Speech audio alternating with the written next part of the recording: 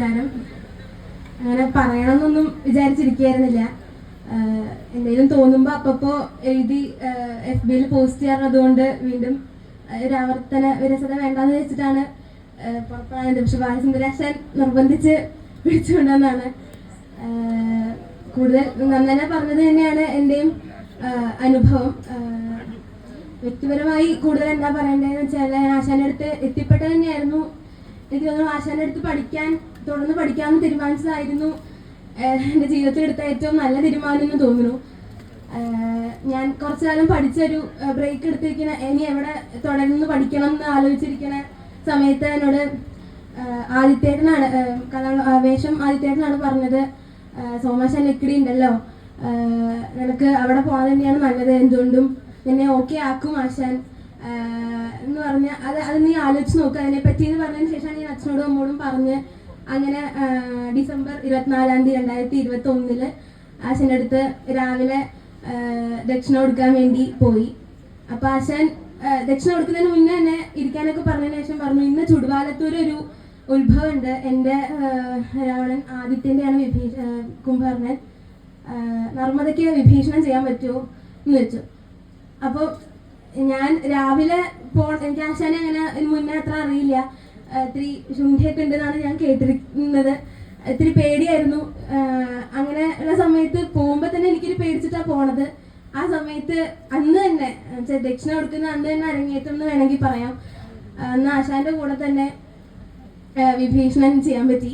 അന്ന് തന്നെ എനിക്ക് ഭയങ്കര ഒരു പോസിറ്റീവ് എനർജി ആയിട്ട് തോന്നി. നല്ലൊരു തുടക്കമാണെന്ന് അന്ന് തന്നെ എനിക്ക് ഉറപ്പുണ്ടായിരുന്നു. പിന്നെ ഓരോ വാർഷികത്തിനും ആശാൻ എനിക്ക് ഇങ്ങനെ ഓരോ വലിയ വലിയ വേഷങ്ങളാണെങ്കിൽ എനിക്ക് കൂടുതൽ കളി കാണുക അല്ലെങ്കിൽ ആശാന്റെ കൂടെ ഏതെങ്കിലും വേഷം അതിനൊക്കെ കൂടുതൽ മോഹം, അല്ലാതെ ഒരു അരങ്ങത്ത് അവതരിപ്പിക്കാതെ തന്നെ ഭയങ്കര ആത്മവിശ്വാസം കുറവുള്ള ആളാണ് ഞാൻ. പക്ഷെ എന്നെ കൊണ്ട് ഇങ്ങനെ പറഞ്ഞ് ഞാൻ പലപ്പോഴും വയ്യ ആശാൻ പറ്റില്ല എന്നൊക്കെ പറഞ്ഞ് സ്വൈര്യം കെടുത്തിയാലും ആശാൻ ഇങ്ങനെ ആയാൽ പറ്റില്ലല്ലോ, കുറച്ച് വാശിയൊക്കെ വേണം, കുട്ടികളായ കുറച്ചൊരു ഇതൊക്കെ വേണം എന്ന് പറഞ്ഞ് എന്നെ കൊണ്ട് സമ്മതിപ്പിച്ച് അങ്ങനെയാണ് ആശാൻ ചെയ്യാറുള്ളത്. ഓരോ വാർഷികം 3 വാർഷികം കഴിഞ്ഞു.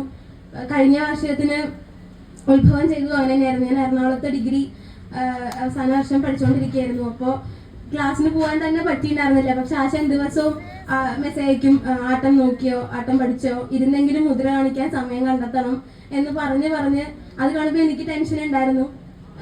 പക്ഷെ ഒരു വേഷം ചൊല്ലി അടുപ്പിക്കുക എന്നുള്ളതിനെക്കാട്ടിലും കൂടുതൽ അതിൻ്റെ ഇടയിലുള്ള ചെറിയ ആശം പറയും ടെക്നിക്കുകളുണ്ട്, മെല്ലെ പറഞ്ഞു തരാം നോക്കട്ടെ അങ്ങനെ പറയും.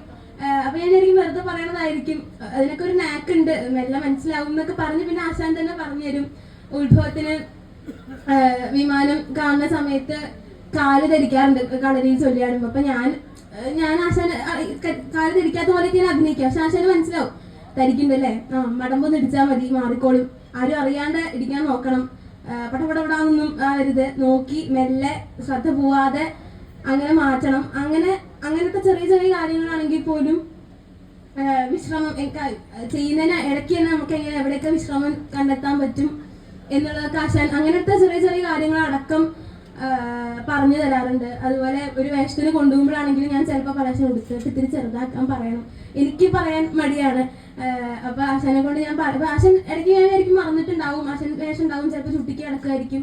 എന്നാലും ബാലേട്ടനൊക്കെ പറയും ആശാൻ പറഞ്ഞിട്ടുണ്ട്, ചെറുത് മതി എന്ന് ആശാൻ പറഞ്ഞിട്ടുണ്ട്, രാവിലെ വന്നപ്പോൾ തന്നെ പറഞ്ഞിരുന്നു എന്നൊക്കെ പറയുമ്പോൾ എനിക്ക് അത്ഭുതം തോന്നി. ഞാൻ തന്നെ ചിലപ്പോൾ അത് വിട്ടുപോയിട്ടുണ്ടാവും. പക്ഷെ ആശാൻ അത് ഓർത്ത് നർമ്മദയ്ക്ക് കുറച്ച് മതി എന്ന് പ്രത്യേകം പറഞ്ഞ് അങ്ങനത്തെ കാര്യങ്ങളിലൊക്കെ ആശാൻ അതുപോലെ ഭക്ഷണം കഴിച്ചോ, കഞ്ഞി കുടിച്ചോ, അല്ലെങ്കിൽ അങ്ങനെയുള്ള കാര്യങ്ങളിലൊക്കെ ആശാന്റെ ശ്രദ്ധ അത് ഭയങ്കരമായിട്ട് അത്ഭുതപ്പെടുത്തിക്കൊണ്ടിരിക്കുന്നു. ഓരോ വേഷം ആശാന്റെ കൂടെ ചെയ്യുമ്പോഴും അതെനിക്ക് ഭയങ്കര അത്ഭുതമായിട്ട് തോന്നാറുണ്ട്. അതേപോലെ ഏതെങ്കിലും ആശാൻ ഇല്ലാത്ത ഏതെങ്കിലും കളിക്ക് പോയാലും വീഡിയോ ഒക്കെ കണ്ടു കഴിഞ്ഞാൽ ഓർത്ത് വെച്ച് ചിലപ്പോൾ 1 മാസം മുന്നേക്കെ ആയിരിക്കുന്നാലും അതെന്താ അങ്ങനെ ചെയ്തേ, അങ്ങനെ ചെയ്യാൻ പാടില്ല, അതിങ്ങനെയല്ല ചെയ്യുന്നത്, അങ്ങനെയാണ്, ഇതിങ്ങനെ ആരാ പറഞ്ഞു തന്നത്, എവിടെ നോക്കിയാ പഠിച്ചേ, അങ്ങനെ പാടില്ല എന്നൊക്കെ പറഞ്ഞ് അങ്ങനെ ഓർത്ത് വെച്ച ഓരോ കാര്യങ്ങളും പറഞ്ഞു തരാനും, അത് ഓരോ കഥകളാണെങ്കിലും പുരാണത്തിലാണെങ്കിലും അല്ലാണ്ടുള്ള അനുഭവത്തിൽ നിന്നുള്ള കഥകളാണെങ്കിലും ഒക്കെ ധാരാളം.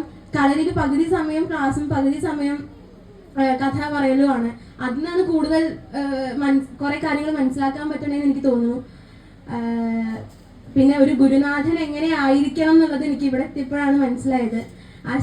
ആശാന്റെ ഉള്ള ഒരു കെയറിങ് ഉണ്ട്, എവിടെ പോയാലും ഉള്ളൊരു ശ്രദ്ധയുണ്ട്. അത് അനുഭവിച്ചറിയേണ്ടത് തന്നെയാണ്. എനിക്കത് പറഞ്ഞറിയിക്കാറിയില്ല. ഒരു പെൺകുട്ടി എന്നുള്ള നിലയ്ക്ക് നമുക്ക് വേണ്ട എല്ലാതരം ആ ഒരു ശ്രദ്ധയും ഒരു ബുദ്ധിമുട്ടും ഇല്ലാത്ത തരത്തിൽ ആശാൻ നോക്കും. ഇടയ്ക്ക് ആശാൻ പറയാറുണ്ട്, എൻ്റെ മകളെ പോലെ തന്നെയാണ് നിങ്ങളൊക്കെ. എന്നാൽ അതിൽ കൂടുതൽ ഒരു സന്തോഷം, അത് കേൾക്കുമ്പോൾ അതിനേക്കാൾ കൂടുതൽ സന്തോഷം വേറെ ഒന്നുമില്ല എന്ന് തോന്നും. അതുപോലെ ഇവിടെ ഗുരുകൃപയിൽ ആശാന്റെ അടുത്ത് എത്തിയപ്പോൾ ഒരു ഗുരുനാഥനെ മാത്രമല്ല കിട്ടിയ, ഒരുപാട് ഗുരുനാഥന്മാരെയും ഒരു കുടുംബത്തെ തന്നെയാണ് കിട്ടിയെന്ന് പറയാം. ഇപ്പോൾ ചെണ്ടയ്ക്കാണെങ്കിൽ ബാലസുന്ദരാശാനായിരിക്കും എപ്പോഴും. അപ്പൊ എന്താ വെച്ചാൽ നമുക്ക് അതിൽ കൂടുതലൊരു ധൈര്യം വേറില്ല. സോമാശാനെ പോലെ തന്നെയാണ് ഞങ്ങൾക്ക് ബാലസുന്ദരാശാനും.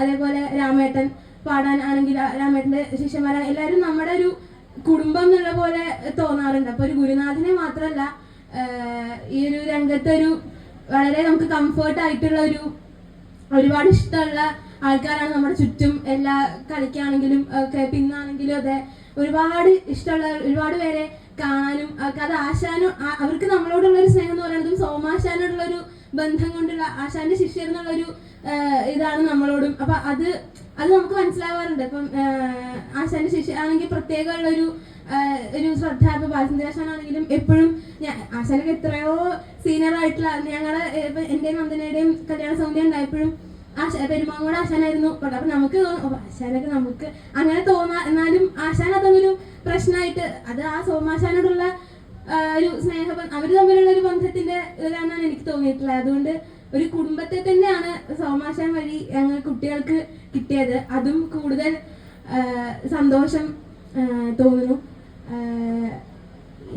നന്ദന പറഞ്ഞത് തന്നെയാണ് എന്റെയും കളരിയിലത്തെ കാര്യങ്ങൾ ഭക്ഷണത്തിലേക്ക് പറഞ്ഞു. അത് തന്നെയാണ് എനിക്കും പറയാനുള്ളത്. അപ്പം അത്രേ ഉള്ളൂ. നന്ദി.